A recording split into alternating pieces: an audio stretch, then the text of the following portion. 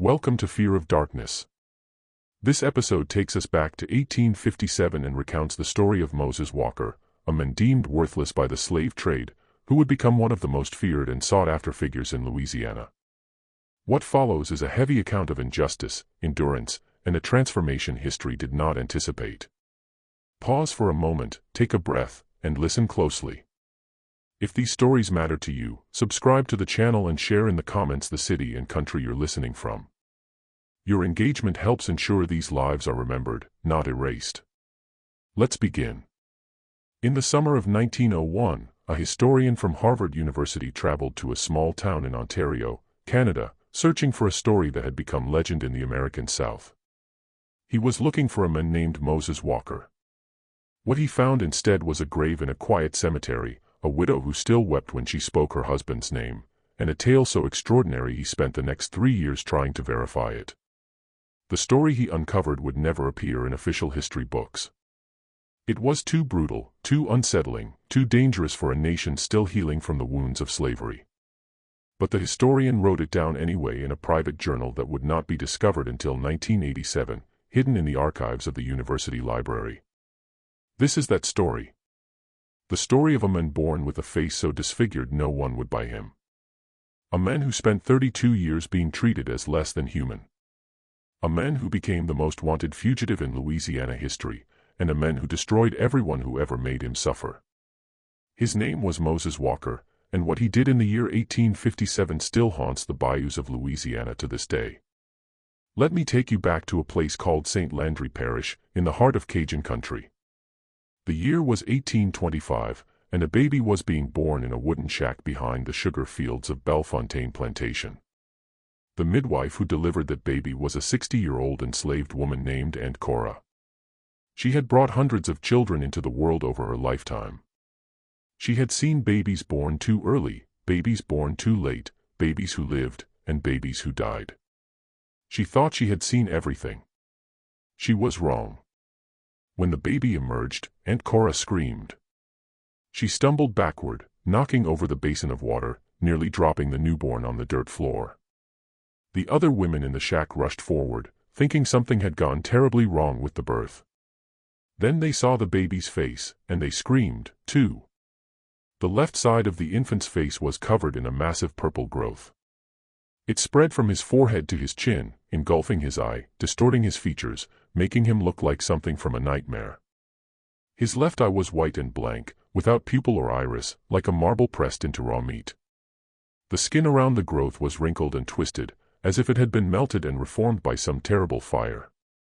"Devil child," Aunt Cora whispered, backing away. That baby been marked by the devil himself. The mother, a young woman named Sarah, who had labored for 16 hours to bring this child into the world, reached out with trembling hands. "Let me see him. Let me see my baby." They gave her the child. Sarah looked at her son's face for a long moment. The other women waited for her to scream, to cry, to push the baby away in horror. Instead, she smiled. "He's beautiful," she said softly. "He's my beautiful boy." Sarah named him Moses, after the prophet who led his people out of slavery. She believed that God had a purpose for her son, even if she could not understand what it was. She believed that the mark on his face was not a curse, but a sign, a symbol of something greater to come. Sarah died 3 days later from complications of childbirth. She never got to see her beautiful boy grow up. She never got to protect him from what was coming. Moses Walker entered the world alone, disfigured, and motherless. And for the next 32 years, the world would make him pay for all 3. Plantation covered over 3,000 acres of prime Louisiana farmland. It was one of the largest sugar operations in St. Landry Parish, producing over 2 million pounds of sugar annually. The plantation was home to 612 enslaved people who worked the cane fields from sunrise to sunset, cutting and processing the stalks that made their owner one of the wealthiest men in the state. That owner was Colonel Philippe Beaumont. Colonel Beaumont was 58 years old in 1857, the third generation of his family to own Bellefontaine. His grandfather had carved the plantation out of raw swamp land in 1785, fighting alligators, disease, and hostile Native Americans to establish a foothold in the Louisiana wilderness. His father had expanded it, buying up neighboring farms, acquiring more enslaved workers, building the grand white mansion that dominated the landscape like a temple to wealth and power. Philippe Beaumont had inherited all of this at the age of 25, and he had spent the next 3 decades proving he was worthy of the legacy. He was a shrewd businessman, a ruthless negotiator, and a respected member of Louisiana society. He served in the state legislature. He donated generously to the Catholic Church. He hosted lavish parties that attracted the elite of the South. He was also, by any standard of human decency, a monster. Colonel Beaumont collected things. Fine wines from France, antique furniture from England, rare books from around the world. But his most prized collection was something else entirely. He collected instruments of torture. His private study contained over 40 devices designed to inflict pain on the human body. Thumbscrews from medieval Spain. Branding irons from the Caribbean. Whips with metal tips that could strip flesh from bone. Masks that forced the wearer's mouth open, making it impossible to speak or scream. Beaumont had acquired these items from estate sales, private dealers, and fellow collectors who shared his interests. And he used them. Not often, not publicly. But when a slave needed to be disciplined, when an example needed to be made, Colonel Beaumont would retire to a special room in the mansion's basement. What happened in that room was known only to the victims and to Beaumont himself. But the screams could sometimes be heard from the slave quarters, carried on the wind like the cries of damned souls.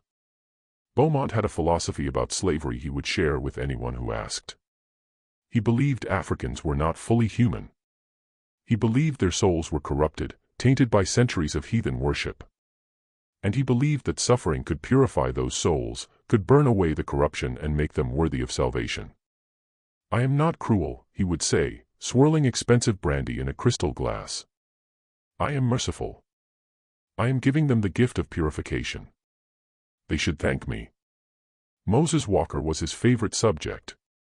From the moment Moses was old enough to work, Beaumont had taken a special interest in him. The boy's disfigured face fascinated the colonel. He saw it as proof of his theories about African corruption.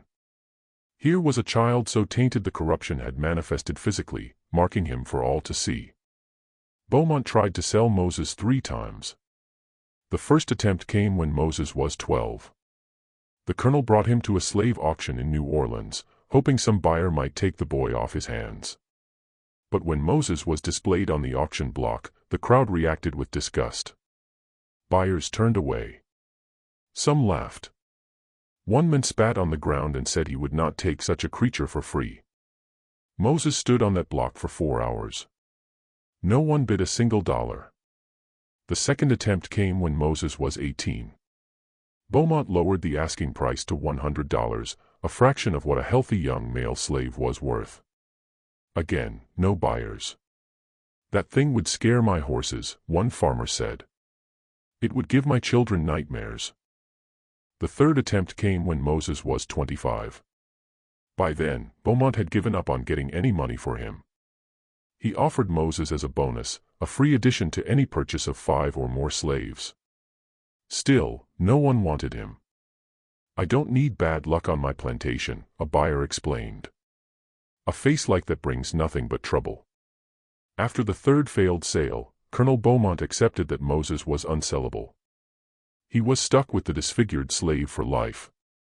And since he could not profit from Moses, he decided to use him for something else, entertainment. Moses was assigned to the most degrading jobs on the plantation.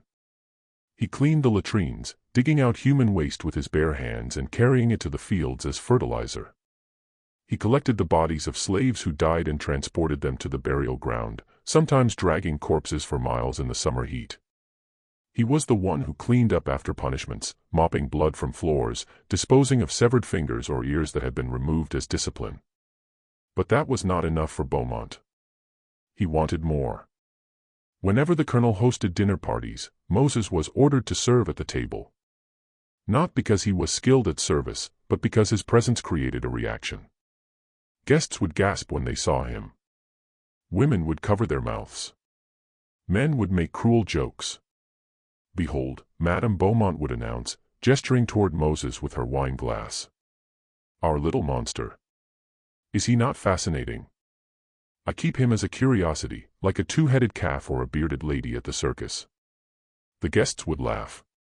Moses would stand motionless, his one good eye fixed on the floor, his face betraying nothing. Inside, he was screaming. Inside, he was dying. But outside, he showed nothing. He had learned long ago that showing emotion only made things worse.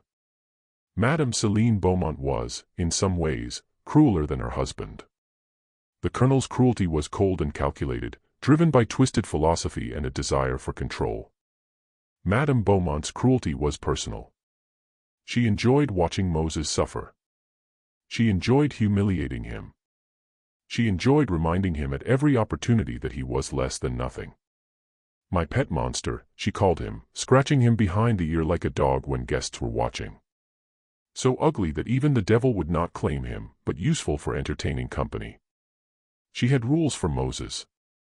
He was not allowed to look at white people directly. He was not allowed to speak unless spoken to. He was not allowed to eat until everyone else on the plantation had finished, which often meant he went to bed hungry. He was required to bow whenever a member of the Beaumont family passed, even if they passed him a dozen times a day. Violations of these rules were punished immediately, not with whipping. That would leave marks, and Madame Beaumont wanted her monster presentable for guests. Instead, she had creative punishments, making Moses stand in the sun for hours without water, locking him in a small box overnight, forcing him to eat his meals from a trough on his hands and knees like a pig. But the worst torment came from Jacques Beaumont, the Colonel's only son. Jacques was 24 years old in 1857, the heir to Bellefontaine and everything it represented. He had been raised with every privilege imaginable: private tutors, European travel, the finest clothes and horses money could buy. He had never worked a day in his life and never intended to. His only skills were drinking, gambling, and inflicting pain on those weaker than himself. Jacques had discovered Moses when he was just 8 years old. He had been wandering the plantation, bored, looking for something to do, when he stumbled upon the disfigured slave cleaning out a stable. "What are you?" the boy had asked, staring at Moses's face with a mixture of horror and fascination. Moses, who was 16 at the time, had not known how to respond. He was not supposed to speak to members of the Beaumont family unless asked a direct question that required an answer. "I asked you a question, monster," Jacques had said, picking up a rock from the ground. "What are you?" "I am Moses, young master," Moses had replied, keeping his eyes down. "I work in the stables." "You're ugly," Jacques had observed. "The ugliest thing I've ever seen." "I bet you're ugly inside, too. I bet if I cut you open, your guts would be ugly." And then, without warning, the 8-year-old boy had thrown the rock at Moses's face. It struck him on the jaw, splitting the skin, drawing blood. Jacques had laughed with delight. "You bleed red," he had said, surprised. "I thought monsters bled black." That was the beginning of 16 years of torment. As Jacques grew older, his cruelty grew more sophisticated. He graduated from throwing rocks to throwing knives. He would make Moses stand against a wall while he practiced his aim, seeing how close he could get without actually hitting him. Sometimes he missed on purpose, leaving Moses with cuts on his arms and legs that took weeks to heal. When Jacques was old enough to shoot, he used Moses for target practice.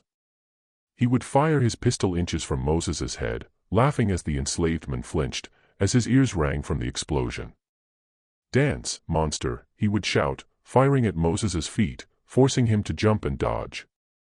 "Dance for me." Once, when Moses failed to dodge quickly enough, a bullet grazed his thigh. The wound became infected, and Moses nearly died. Colonel Beaumont was furious, not at his son for shooting a slave, but at the slave for getting injured and being unable to work. "Be more careful next time," he told Jacques. "That creature is useless enough without you crippling it." Jacques apologized to his father. He never apologized to Moses. By the time Moses was 32 years old, he had endured more suffering than most people could imagine. His body was covered in scars.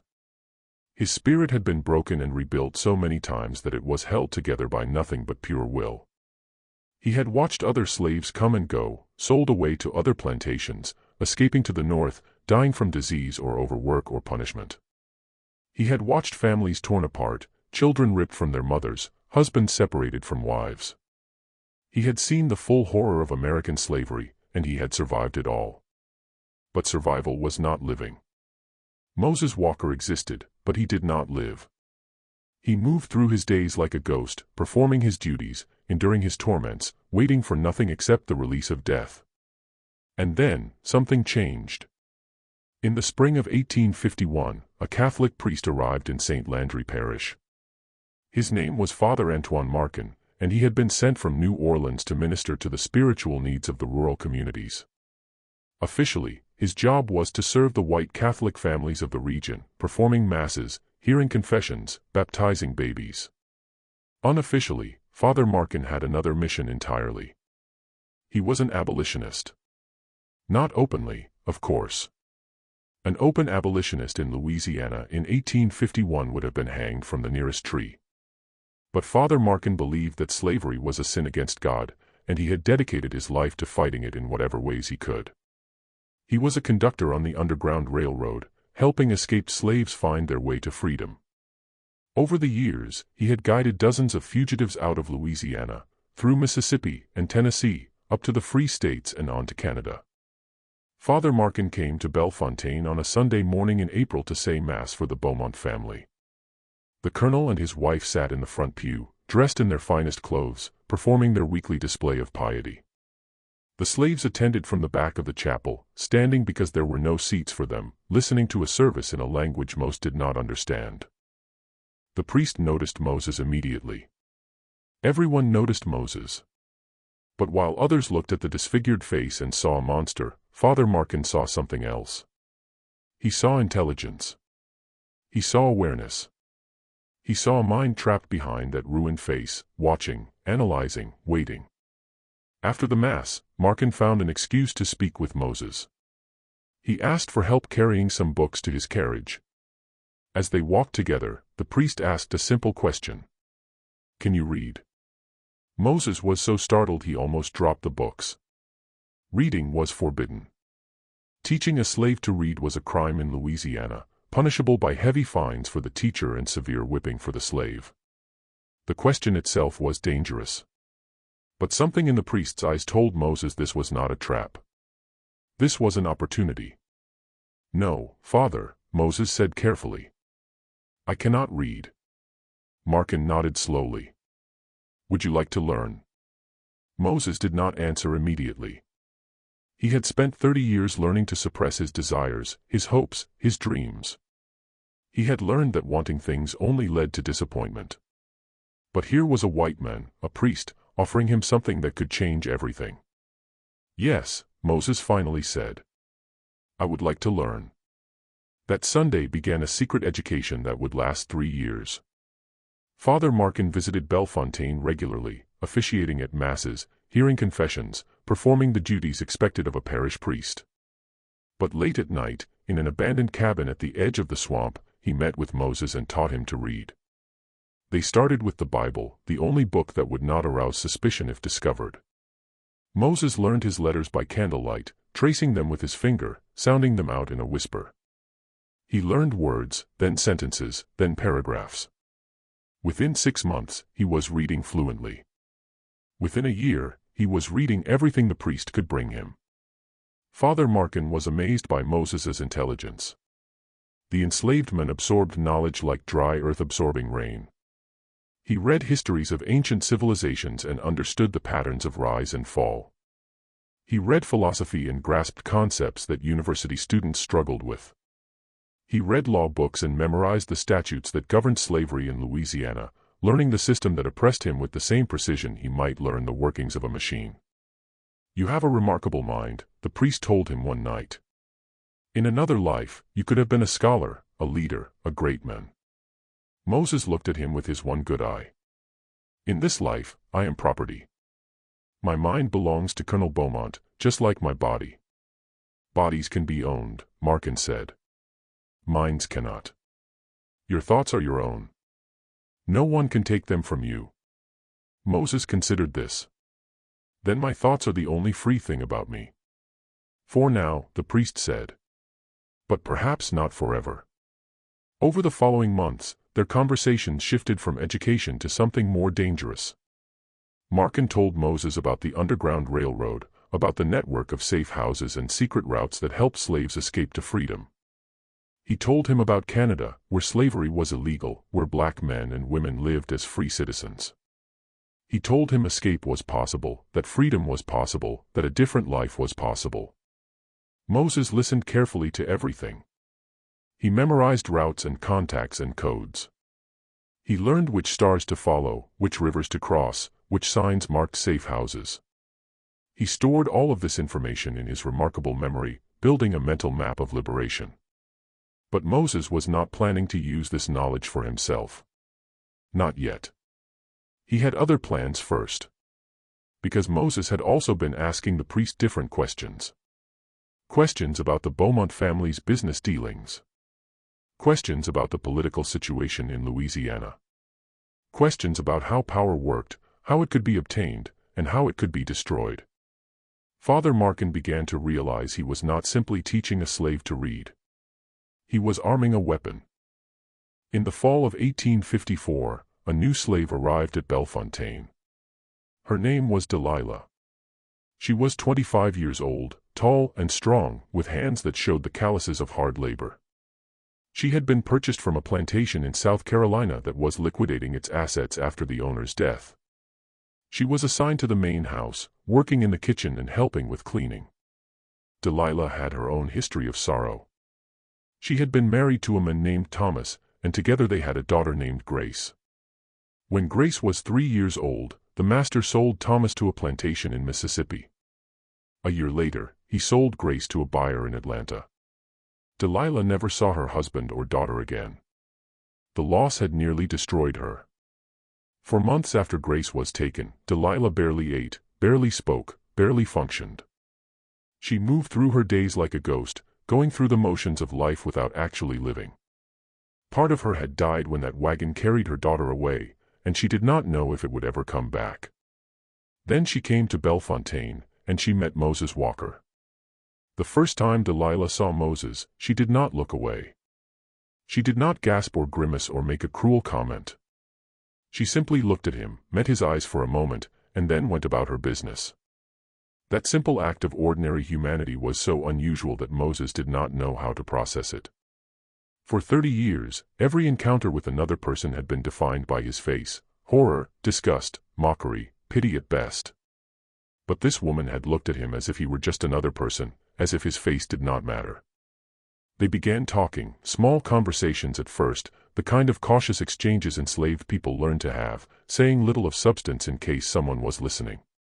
But over time, as they grew to trust each other, the conversations deepened. Delilah told Moses about Thomas and Grace, about the grief that never went away, about the prayers she said every night, hoping that somewhere, somehow, her daughter was still alive. Moses told Delilah about his life, about the years of torment, about the secret education with Father Markin, about the plans that were forming in his mind, plans he had never spoken aloud to anyone. What kind of plans? Delilah asked one night when they were alone behind the kitchen.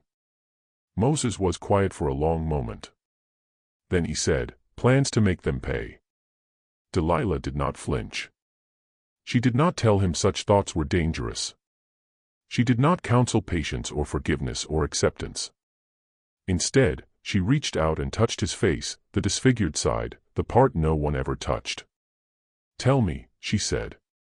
And Moses did. Their relationship deepened over the following months. They found stolen moments together, hidden from the eyes that were always watching. They fell in love, though neither of them dared to use that word. Love was a luxury slaves could not afford. Love was a vulnerability, a weakness that could be exploited. If the Beaumonts discovered their relationship, they would use it against them, threatening one to control the other. But they could not stop themselves. After so many years of isolation, of being treated as a monster, Moses had finally found someone who saw him as a man. And Delilah, after losing everyone she loved, had finally found someone worth loving again. In January of 1857, Delilah discovered she was pregnant. The news should have been joyful.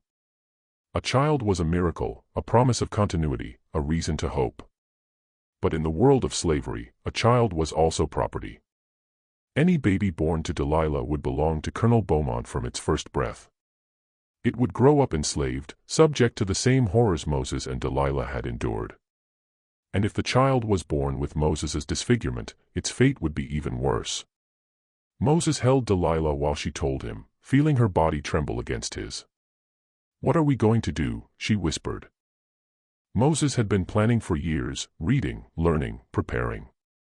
But he had always imagined his revenge would be a solitary act, a final statement before capture or death. He had not planned for a family. He had not planned for something worth living for. Now, everything changed. "We are going to leave," Moses said. "We are going to escape, and we are going to take our child to freedom." Delilah looked at him. "How?" "They will hunt us. Your face, they will recognize you anywhere. We would not get 10 miles. Moses smiled, a rare expression that transformed his ruined features into something almost gentle. "Let me worry about my face. You just worry about keeping yourself and our baby healthy. We leave in October, during Madame Beaumont's birthday celebration. The whole plantation will be distracted. And by the time they realize we are gone, it will be too late." "Too late for what?" Moses's smile faded, replaced by something harder. "Too late to save themselves." The months leading up to October 1857 were the busiest of Moses's life. He continued his degrading duties during the day, cleaning latrines, hauling bodies, serving at dinner parties, enduring the endless humiliations that had defined his existence. But at night, in the darkness of his cabin, and in secret meetings with Father Markin, he prepared. First, the money. Moses began stealing from the Beaumonts, tiny amounts that would not be noticed. A coin here, a piece of silver there. Over the months, he accumulated nearly $200 in cash and valuables, enough to buy silence, bribe guards, pay for passage. Second, the information. Moses studied Bellefontaine more intensely than ever before. He memorized the schedules of every overseer, the habits of every guard, the layout of every building. He identified the weak points in the plantation security, the gaps that could be exploited. Third, the weapons. Moses had no access to guns or knives, but he had something else, knowledge. He knew how to make simple weapons from materials available to him. He fashioned a blade from a piece of scrap metal, sharpening it against a stone until it could cut through leather. He created small smoke bombs from chemicals he found in storage buildings, devices that could create confusion and cover his escape. Fourth, the documents. Moses knew the most dangerous secrets were not physical, but informational. Through careful observation and occasional theft, he accumulated evidence of Colonel Beaumont's activities, letters that revealed illegal business dealings, records of bribes paid to local officials, and, most damning of all, correspondence that proved the colonel's involvement in a conspiracy to assassinate a state legislator who had proposed reforms to the treatment of slaves. Moses copied the most incriminating documents in his careful handwriting and hid them in multiple locations. If anything happened to him, this information would still come to light. The colonel's secrets would be exposed regardless. And fifth, the revenge. Moses had not forgotten the years of torment, the humiliations, the beatings, the constant reminder he was less than human. He had forgiven none of it. And he had a plan to make the Beaumont family pay for everything they had done, not just to him, but to every slave who had ever suffered on this plantation, to every family that had been torn apart, to every life that had been destroyed in the name of profit and power. The Beaumonts thought Moses was a monster. They had treated him like an animal for 32 years. They had no idea that the real monster was not his face, but his mind. And that mind had been planning their destruction for years. October 17, 1857, arrived with clear skies and cool temperatures. It was the perfect day for a celebration, and Madame Beaumont intended to make the most of it. Her 50th birthday party would be the social event of the season. Over 100 guests had been invited from plantations across Louisiana. Caterers had been brought in from New Orleans. Musicians would play until dawn. The champagne would flow like water. Moses watched the preparations from the shadows, observing the chaos of activity that would provide his cover. Servants ran everywhere, setting up tables, arranging flowers, preparing food. Guests began arriving in the late afternoon, their carriages filling the circular drive in front of the mansion. Men in tailored suits and women in imported gowns stepped out, greeting each other with kisses and handshakes, ready for an evening of excess. Moses went through his normal duties, appearing as invisible and subservient as always. He served drinks. He cleaned up spills. He endured the usual comments about his appearance. Good God, Celine, must we look at that thing while we eat? Adds to the ambience, does it not? Like a gargoyle at a cathedral. Inside, Moses was counting down the hours. At 8 o'clock, the party was in full swing. The main hall of the mansion blazed with candlelight. A string quartet played Mozart. Guests danced and laughed and drank and ate, celebrating the birthday of a woman who had built her happiness on the misery of hundreds. At 9 o'clock, Moses slipped away from the party. No one noticed. No one ever noticed Moses unless they wanted to mock him. He made his way to the cabin where Delilah was waiting. She was ready, dressed in dark clothes, carrying a small bundle containing everything they would take with them. Her face was calm, but Moses could see the fear in her eyes. "It is time," he said. "I know." She took his hand. "I am ready." Moses squeezed her fingers gently. "Go to the edge of the swamp, where we practiced. Wait for me there. I will come within the hour." "What are you going to do?" Moses did not answer directly. Instead, he kissed her forehead, feeling the warmth of her skin, memorizing the moment. "I am going to make sure no one follows us." He watched her disappear into the darkness. Then he turned back toward the mansion, toward the celebration, toward the family that had tormented him for 32 years. It was time to settle accounts. The first stop was Colonel Beaumont's private study. Moses had cleaned this room hundreds of times. He knew every inch of it, the mahogany desk imported from England, the leather chairs, the shelves lined with books the colonel had never read. He knew where Beaumont kept his important documents, in a locked drawer on the left side of the desk. He knew where the safe was hidden, behind a portrait of the colonel's father. The lock on the drawer yielded easily to Moses's improvised picks. Inside, he found exactly what he expected: contracts, deeds, financial records, and the letters he had seen before, the letters that proved Beaumont's involvement in conspiracy and corruption. Moses took the most damaging documents and tucked them into his shirt. The rest he scattered across the floor, making sure they would be found. The safe was more challenging. It was a heavy iron box with a combination lock, the kind that could not be picked. But Moses had prepared for this. Over the past months, he had watched Colonel Beaumont open the safe on 3 separate occasions, carefully observing the movements of his fingers. The combination was August 23, 47, the birth date of Beaumont's late mother. The safe opened with a satisfying click.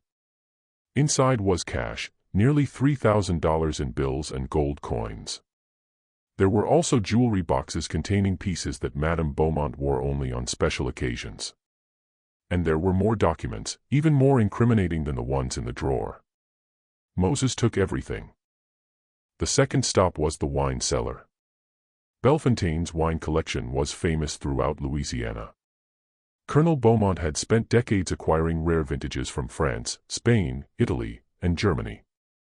The cellar contained over 5,000 bottles worth more than many plantations. Moses did not touch the wine. Instead, he went to the back of the cellar where barrels of brandy and whiskey were stored for everyday use. He opened the taps on 3 of the largest barrels, letting the alcohol pour out onto the stone floor. It would take hours for anyone to notice, and by then thousands of dollars of spirits would have drained away. But that was not the main purpose. The alcohol spreading across the floor would serve another function soon. The third stop was the stable. Moses opened every stall door and cut every rope. The horses did not bolt immediately. They were confused by the sudden freedom. But Moses knew something would startle them before the night was over. When it did, they would run, and the plantation would lose its fastest means of pursuit. The fourth stop was the most dangerous. Moses climbed the servants' stairs to the second floor of the mansion. The party continued below, the sounds of music and laughter floating up through the floorboards. He moved silently down the hallway, past guest rooms where visitors' luggage was stored, past the door to Madame Beaumont's private chambers, until he reached the room at the end of the hall, Jacques Beaumont's bedroom. Moses knew Jacques was not at the party. The young man had drunk too much earlier in the evening and had stumbled upstairs to sleep it off. This was not unusual. Jacques often disappeared during social events, too intoxicated to maintain the facade of respectability his parents required. Moses opened the door without knocking. The room was dark except for a single candle burning on the nightstand. Jacques was sprawled across the bed, still wearing his evening clothes, snoring loudly. An empty bottle of bourbon lay on the floor beside him. Moses stood over the bed, looking down at the men who had tormented him for 16 years. The men who had thrown rocks at his face. The men who had used him for target practice. The men who had promised to mount his head on the wall like a hunting trophy. For a long moment, Moses did nothing. He simply watched Jacques sleep, thinking about all the times he had stood helpless while this man inflicted pain on him. All the times he had wished for the power to fight back. All the times he had dreamed of this moment. Then Moses picked up a pillow from the foot of the bed. Jacques woke up when the pillow pressed against his face. His eyes flew open, confusion turning to terror as he realized he could not breathe. He struggled, his hands clawing at Moses's arms, his legs kicking against the mattress. But Moses was strong, far stronger than his stooped posture and submissive demeanor suggested. 30 years of hard labor had built muscles like iron beneath his scarred skin. The struggle lasted less than 2 minutes. When it was over, Moses removed the pillow and looked at Jacques Beaumont's face. The young man's eyes were open, staring at nothing. His mouth was frozen in a silent scream. "You wanted to see how monsters bleed," Moses said quietly. "Now you know how they kill." He arranged the body on the bed, positioning it to look like Jacques had simply fallen asleep.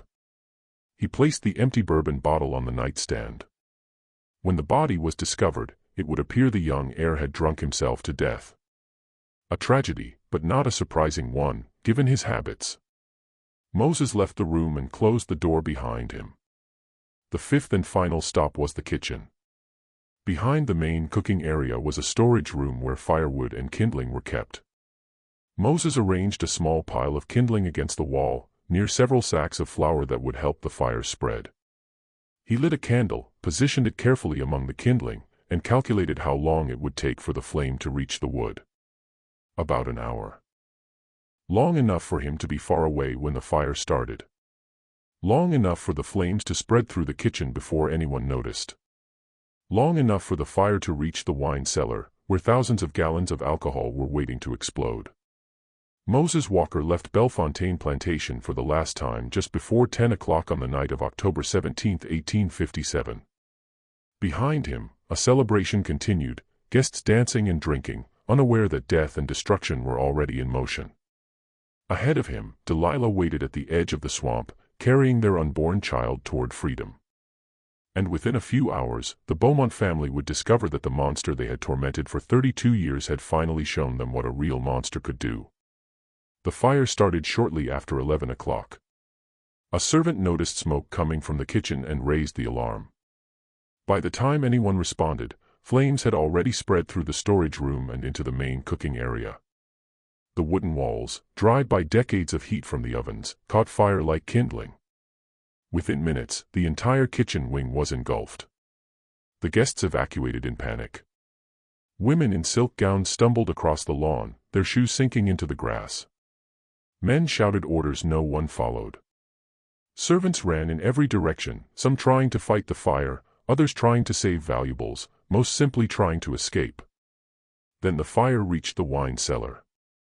The alcohol Moses had released hours earlier had spread across the stone floor, seeping into cracks, pooling in corners, filling the air with invisible fumes. When the flames found this reservoir, the cellar exploded.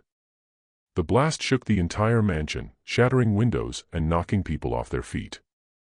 A column of fire erupted from the cellar doors, shooting 30 feet into the air. The heat was so intense it ignited the walls of adjacent rooms. By midnight, half of the Bellefontaine mansion was in flames. Colonel Beaumont watched his ancestral home burn with a face that showed no emotion. He had survived the initial explosion, having been in the front parlor when the cellar ignited.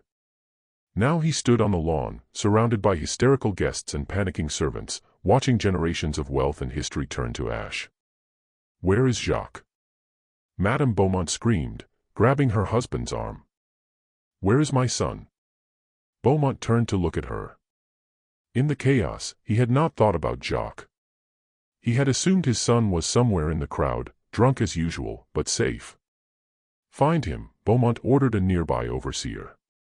"Search the house." The overseer looked at the burning mansion, at the flames pouring from every window, at the roof beginning to collapse. "Sir, no one can go in there. It is suicide." "I said, find my son." But there was no need to search. An hour later, when the fire had finally burned itself out and the ruins had cooled enough to approach, they found Jacques Beaumont's body in his bedroom. The room had been largely spared by the fire, protected by stone walls on 3 sides. Jacques lay on his bed, seemingly untouched by the flames, looking almost peaceful. The doctor who examined the body declared that young Master Beaumont had died of alcohol poisoning. His heart had simply stopped, overwhelmed by years of excessive drinking. "A tragedy," the doctor said. "Such a young man. Such a waste." Colonel Beaumont accepted this explanation. He had no reason to suspect anything else. Jacques' drinking was well known. It was only a matter of time before it killed him. The fact it happened the same night as the fire was a cruel coincidence, nothing more. It was not until the next morning that someone noticed Moses Walker was missing. And Delilah, too. Beaumont stood in the ruins of his study, surrounded by scattered papers and broken furniture, and realized what had happened. The fire was not an accident. The stolen money, the open safe, the incriminating documents strewn across the floor for anyone to find. This was sabotage. This was revenge. The monster had bitten back. "Find them," Beaumont said, his voice cold with fury. "Find them and bring them to me. I want them alive. I want them to suffer." He offered a reward of $10,000 for the capture of Moses Walker. It was the largest bounty ever posted for a fugitive slave in Louisiana history. Posters were printed and distributed across the state within days. The description was detailed and unmistakable. Male, 32 years old, approximately 5 feet 10 inches tall. Face severely disfigured with purple birthmark covering left side. Left eye white and blind. Impossible to mistake for anyone else. Extremely dangerous. Wanted alive. Slave catchers from across the South descended on Louisiana. Professional bounty hunters who made their living tracking fugitives. Amateur fortune seekers hoping to claim the massive reward. Militia groups who enjoyed the sport of hunting humans. Dogs trained to follow scent trails through swamps and forests. All of them searching for one man with a face that could not be hidden. The largest manhunt in Louisiana history had begun. And Moses Walker was already gone. Moses and Delilah traveled through the swamps for the first 3 days, following routes Father Markin had described in detail. They moved at night, navigating by the stars, wading through water that sometimes reached their chests. During the day, they hid in the densest thicket they could find, sleeping in shifts, always listening for the sound of dogs or men. The swamps of Louisiana were dangerous, even for those who knew them well.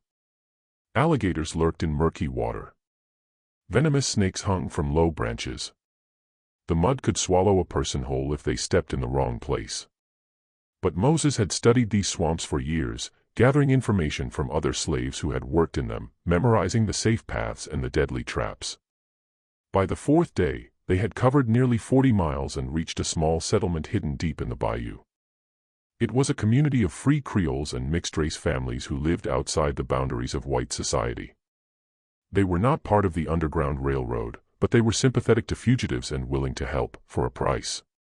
The leader of the community was an old man known only as Papa Legba. He was rumored to be a voodoo priest, a practitioner of the old African religions that had survived the Middle Passage. Whether this was true or not, Moses did not know or care.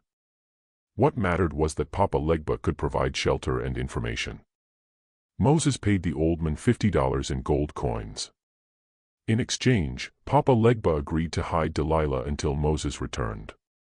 Returned from where? Delilah asked, fear creeping into her voice. Where are you going? Moses took her hands in his. I have to go back. Back. Back to Bellefontaine. Moses, they will kill you. They will not find me.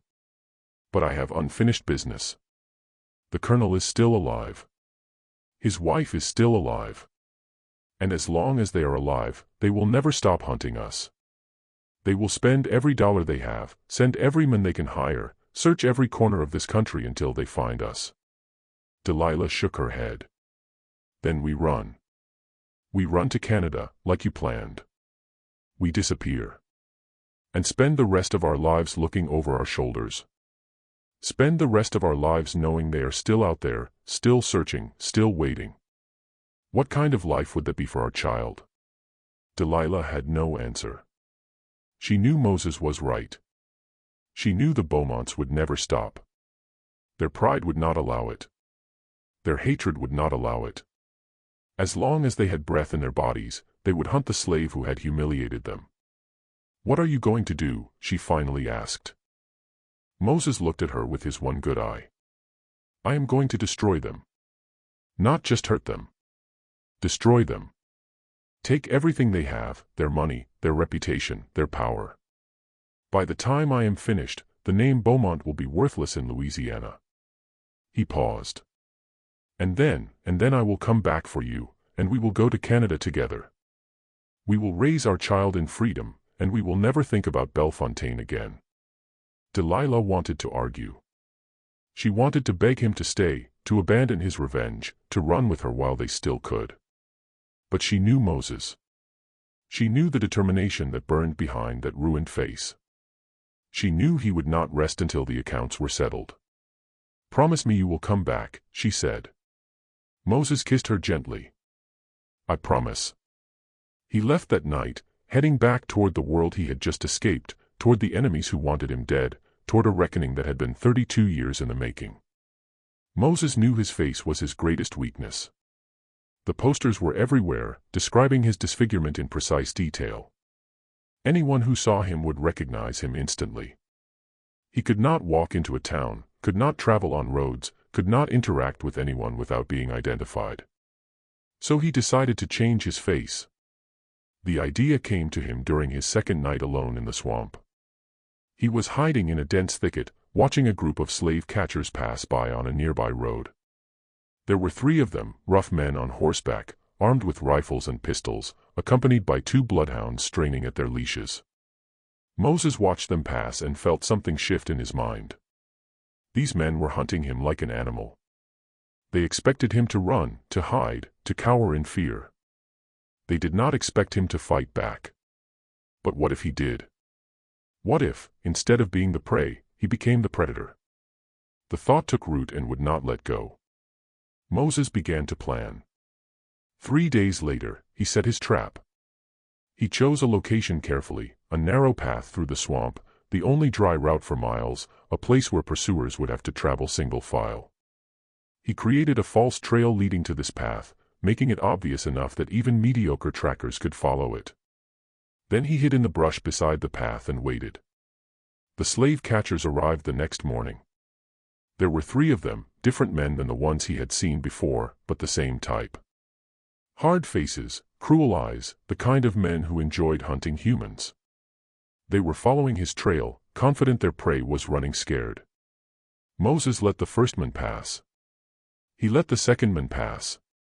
When the third man was directly beside him, Moses moved. He had fashioned a weapon from a heavy branch and a piece of sharp metal. It was crude but effective. The third man died without making a sound, the improvised blade piercing his throat before he knew anything was wrong. His body slumped in the saddle, then slid to the ground. The second man heard the splash and turned. Moses was already on him, pulling him from his horse, driving the blade into his chest. The man tried to scream, but only produced a wet gurgle as blood filled his lungs. The first man had more warning. He managed to draw his pistol and fire, but the shot went wide, his horse rearing in panic. Moses grabbed the reins and yanked the animal down, sending the rider tumbling to the ground. Before the men could recover, Moses was on top of him. "Please," the men begged. "Please, I have a family. I have children." Moses looked down at him. This man who hunted human beings for money. This man who tore families apart for profit. This man who probably did not think twice about the families of the people he captured. "Did you think about their families?" Moses asked. "The slaves you caught, the children you sent back to be whipped and sold. Did you think about them?" The man had no answer. Moses killed him quickly. It was more mercy than the men deserved. But Moses was not interested in cruelty. He was interested in results. He stripped the youngest of the three men, the one whose body was roughly his own size. He took the man's clothes, his hat, his boots. He took the weapons, 2 pistols, a rifle, ammunition. He took the money the men carried. And then he did something that would haunt his dreams for the rest of his life. Using his blade, Moses carefully removed the skin from the dead man's face. It was horrific work. The smell of blood filled his nostrils. His hands shook despite his determination. But he had thought this through carefully.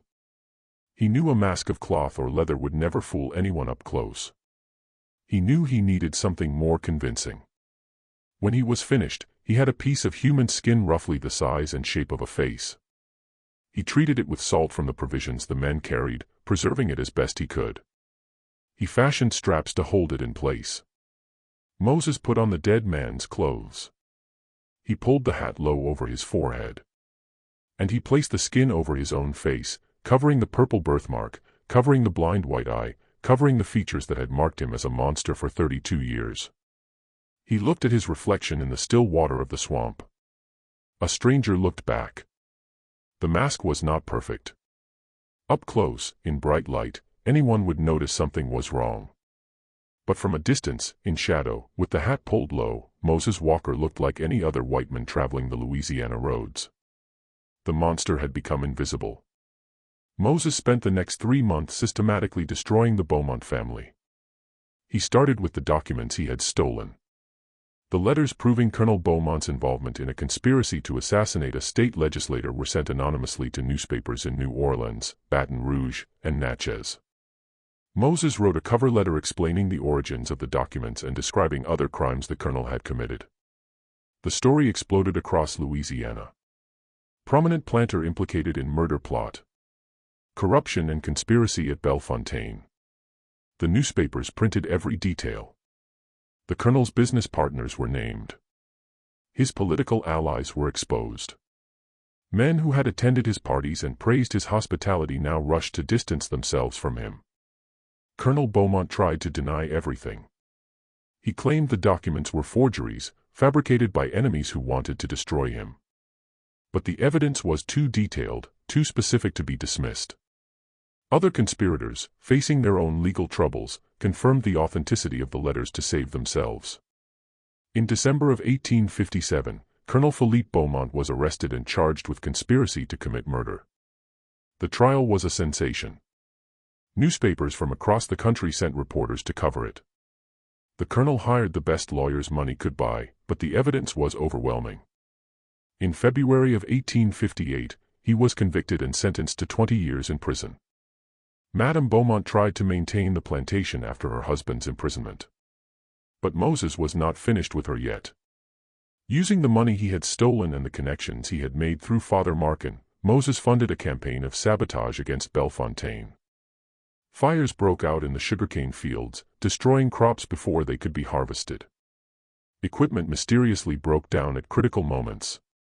Slaves began escaping at an unprecedented rate, guided by contacts on the Underground Railroad who had been given detailed information about the plantation's layout and security.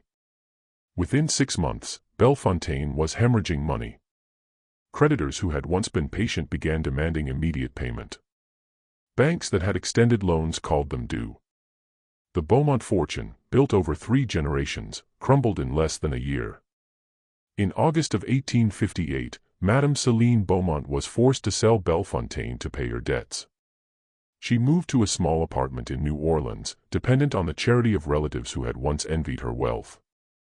Moses watched from the shadows as she left the plantation for the last time, riding in a hired carriage instead of her own, wearing last season's fashions because she could no longer afford new clothes.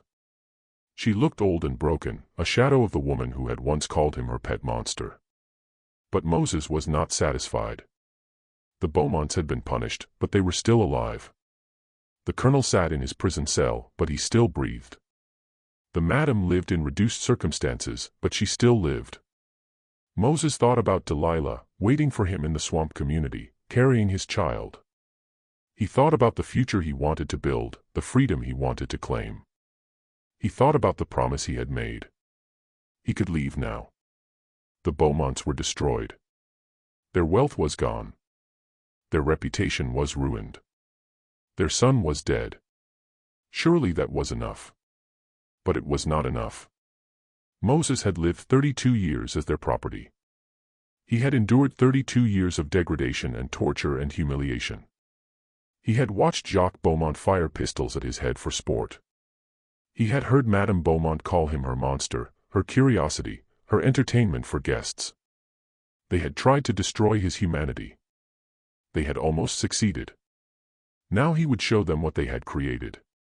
The Louisiana State Penitentiary was located in Baton Rouge, a massive brick building housing the state's worst criminals. Colonel Beaumont, despite his conviction, had been given preferential treatment due to his former status. He had a private cell, decent food, and limited visiting privileges. Moses spent 2 weeks observing the prison, learning its routines, identifying its weaknesses. He bribed a guard to deliver a message to the colonel, arranging a meeting in the prison chapel where visitors were sometimes allowed to speak with inmates. When Colonel Beaumont entered the chapel, he expected to see a lawyer or perhaps a former business associate. Instead, he saw a man he did not recognize sitting in the front pew, wearing a wide-brimmed hat that shadowed his face. "Who are you?" Beaumont demanded. "What do you want?" The man stood and turned. Then he removed his hat. And his face. Beneath the mask of preserved skin was a visage Beaumont knew all too well. The purple birthmark. The blind white eye. The features that had disgusted him for 3 decades. "Hello, Colonel," Moses said. Beaumont stumbled backward, his face white with shock. "You. It was you." "All of it." "All of it," Moses confirmed. "The fire. The documents. The stories in the newspapers. The sabotage. Everything that has happened to you, everything you have lost, it all came from me." "I will have you hanged," Beaumont snarled, recovering his composure. "Guards. Guards." But no guards came. Moses had paid them well to stay away. "I did not come here to be captured," Moses said. "I came here to tell you something. Something I want you to think about for the rest of your miserable life." He stepped closer to Beaumont, close enough the older man could see every detail of his ruined face. "You thought I was nothing. You thought I was less than human. You tried to sell me 3 times, and no one would pay a single dollar for me. I was worthless to you, a burden, a joke." Moses smiled, a terrible expression on his disfigured features. "But I destroyed you. I destroyed your plantation, your fortune, your reputation. I killed your son. I put you in this prison. And I did it all alone, with nothing but my mind and my will." He leaned even closer, his breath warm on Beaumont's face. "I want you to spend every day of your sentence thinking about that. Thinking about how the worthless monster, the creature no one wanted, brought down everything you built. I want you to know you did this to yourself. You created me. You made me what I am. And now you are paying the price." Beaumont was trembling. His face was red with fury and fear. He opened his mouth to speak, but Moses held up a hand. "One more thing. Your wife, Madame Celine. She is still alive. She is still free. I could have destroyed her, too. I could have killed her the way I killed Jacques. But I decided to let her live." He paused. "For now." Moses put the mask back on his face, transforming himself once again into an anonymous stranger. "Every day, for the rest of her life, your wife will wonder when I am coming for her. Every noise in the night, every shadow in the corner, every stranger on the street. She will never know peace. She will never know safety. That is my gift to her." He walked toward the chapel door, then stopped and looked back. "Goodbye, Colonel. I hope you enjoy prison. I understand the food is terrible and the company is worse, but do not worry. You will have plenty of time to get used to it." Moses Walker walked out of the Louisiana State Penitentiary and disappeared into the Baton Rouge afternoon. No one stopped him. No one recognized him. The slave with the disfigured face had vanished, replaced by an ordinary man in ordinary clothes, invisible in the crowd. He returned to the swamp community where Delilah was waiting. She was heavily pregnant now, only a few weeks from giving birth. When she saw Moses, she burst into tears. "I thought you were dead," she sobbed, holding him tightly. "I thought they had caught you." "They never came close," Moses said, stroking her hair. "It is over now. We are leaving." "Leaving where?" "Canada. Father Markin has arranged everything. There is a ship waiting in New Orleans that will take us to the Gulf, then around Florida and up the Atlantic coast. From there, we travel overland to Ontario. We will be free, Delilah. We will raise our child in freedom." Delilah looked at him, searching his face for any sign of doubt or deception. She found none. "What about the Beaumonts? Will they stop hunting us?" Moses shook his head. "The Colonel is in prison. He has no money, no influence, no friends. Madame Beaumont is living on charity. They cannot hunt anyone. They can barely feed themselves. And the others? The bounty hunters. The slave catchers." Moses smiled grimly. "A few of them learned not to chase me. The others will give up eventually. $10,000 is not worth dying for, and I have made it very clear that coming after me means dying." They left that night, beginning the long journey north. They traveled by boat, by wagon, by foot, passing through a network of safe houses and friendly contacts Father Markin had cultivated over decades. They moved slowly because of Delilah's condition, but they moved steadily, always northward, always toward freedom. In November of 1858, they crossed the border into Canada. Moses Walker stood on Canadian soil and breathed free air for the first time in his life. No more masters. No more chains. No more degradation. He was no longer property. He was a man. 3 weeks later, in a small house in the town of Buxton, Ontario, Delilah gave birth to a healthy baby girl. They named her Hope. She was born free. The years that followed were the happiest of Moses Walker's life. He and Delilah built a home in Buxton, a community of former slaves who had escaped to Canada. Moses found work as a blacksmith, a trade he had learned through observation during his years at Bellefontaine. His hands, which had spent decades cleaning latrines and hauling corpses, now created useful things: tools, horseshoes, hinges, nails. He took pride in his work, pride that had been denied him for so long. Delilah opened a small bakery that became famous throughout the region for its bread and pastries. The skills she had developed in the Beaumont kitchen, skills that had served her oppressors, now served her own family. She taught other women in the community to bake, sharing her knowledge freely, building connections that strengthened the bonds between formerly enslaved people trying to build new lives. Hope grew into a bright, curious child who knew nothing of slavery except the stories her parents told her. She attended school, learned to read and write, played with other children in the fields and forests around Buxton. She never experienced the horrors that had shaped her parents' lives, and Moses was determined to keep it that way. Father Markin visited once, in the summer of 1860, having finally been forced to leave Louisiana when his abolitionist activities were discovered. He was an old man by then, tired and worn, but his eyes lit up when he saw what Moses and Delilah had built. "I always knew you were special," the priest told Moses. "From the first moment I saw you, I knew there was something extraordinary behind that face. I am glad I lived long enough to see what you became." Moses shook his head. "You made me what I am, Father. You gave me the tools, the reading, the knowledge, the contacts. Without you, I would have died on that plantation." "The tools were nothing without the men who wielded them," Markin said. "You had the courage to use what I gave you. You had the determination to see it through. That came from inside you, Moses. That was always yours." The priest died the following year, peacefully in his sleep, and was buried in the Buxton Cemetery. Moses visited his grave every Sunday for the rest of his life. The American Civil War began in 1861, and Moses followed the news with intense interest. He watched as the nation that had enslaved him tore itself apart over the very institution that had shaped his existence. He read about the battles, the casualties, the slow, grinding destruction of the Southern way of life. When the Emancipation Proclamation was issued in 1863, Moses wept. For the first time since arriving in Canada, he wept, not for himself, for he had already won his freedom, but for the millions still in bondage who now had hope of liberation. And he wept for those who had not survived to see this day.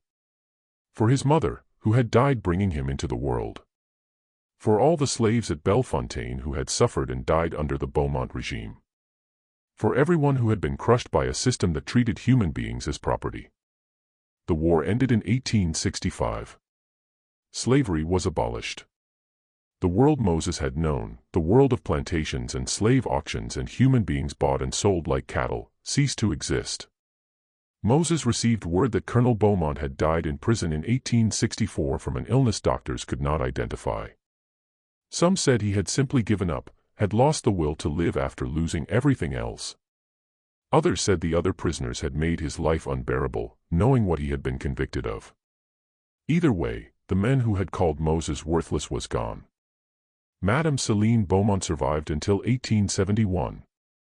She died in a charity hospital in New Orleans, alone and forgotten, calling out for servants who no longer existed. Her final years had been marked by paranoia and fear, just as Moses had promised. She saw enemies everywhere. She trusted no one. She jumped at shadows until the day she died. Moses did not celebrate their deaths. He felt no joy, no satisfaction. He felt only a quiet sense of completion, as if a chapter of his life had finally closed. He had kept his promise. He had destroyed them.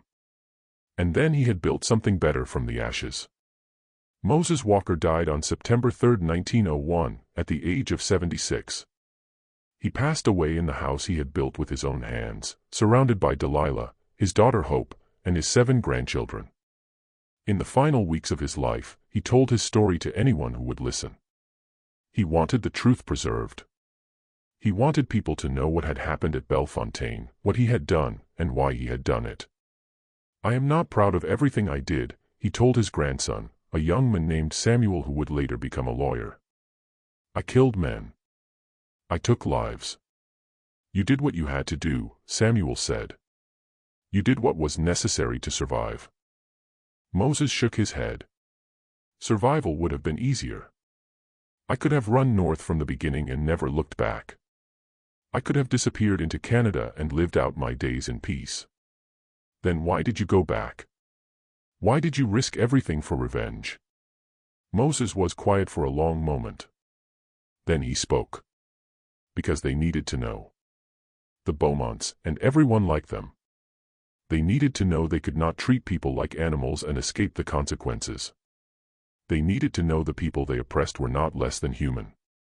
They needed to know we could think and plan and fight back." He looked at his grandson with his one good eye. "I wanted them to fear us.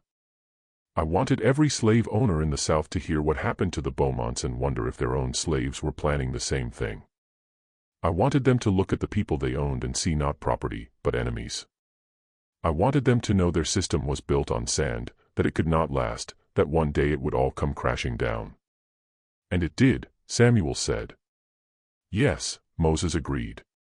It did. He died the next morning, peacefully, holding Delilah's hand. His last words were to her. "Thank you," he said, "for seeing me when no one else could." Moses Walker was buried in the Buxton Cemetery beside Father Markin and dozens of other former slaves who had made the journey to freedom. His tombstone was simple, bearing only his name and dates, and a single line he had requested. Moses Walker. 1825-1901. I was not a monster. I was a man. The story of Moses Walker was never told in official history books. It was too dangerous, too unsettling for a nation trying to heal from the wounds of slavery. The fires at Bellefontaine were recorded as accidents. The death of Jacques Beaumont was attributed to alcohol. The downfall of Colonel Beaumont was blamed on his own criminal behavior, with no mention of the slave who had orchestrated it all. But the truth survived in other ways. In stories passed down through generations of black families. In whispered legends of the Louisiana Bayou. In the knowledge that one man, a man everyone dismissed as worthless, had brought down an empire. Moses Walker proved something important. He proved the system of slavery, for all its power and brutality, was fundamentally fragile. It depended on the belief enslaved people were less than human, that they could not think or plan or resist in meaningful ways. Moses shattered that belief. He showed a man with a disfigured face and no apparent value could be the most dangerous enemy imaginable. He showed intelligence and determination could overcome any obstacle, including the entire apparatus of human bondage. He showed the people at the bottom of society, the people everyone ignored and dismissed, had the power to change everything. The slave too ugly to sell became the most wanted man in Louisiana. The monster no one wanted became the architect of his oppressor's destruction. The man told he was worthless proved himself more capable than all the wealthy, educated, powerful people who had tormented him. That is the legacy of Moses Walker. Not the violence he committed or the revenge he exacted, but the truth he revealed. The truth that every human being, no matter how they look, no matter what circumstances they were born into, has inherent worth and dignity. The truth that no system of oppression, no matter how powerful it seems, can survive forever when the people it oppresses decide to fight back. Moses Walker was not a monster. He was a man. And he proved it in ways the Beaumont family, and everyone like them, never forgot. This was his story. A story that haunts the bayous of Louisiana to this day. A story that deserves to be remembered.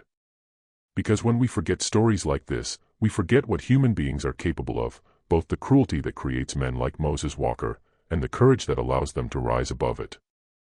He was considered too ugly to sell. He was treated worse than an animal for 32 years. He was told he was worthless, a burden, a joke. And he burned them all. Not with fire alone, but with the unstoppable force of a human mind that refused to be broken. A mind that watched and learned and planned and waited. A mind that turned weakness into strength, invisibility into power, suffering into fuel for transformation. Moses Walker won. Against all odds, against the entire system of American slavery, against everything that tried to destroy him. He won.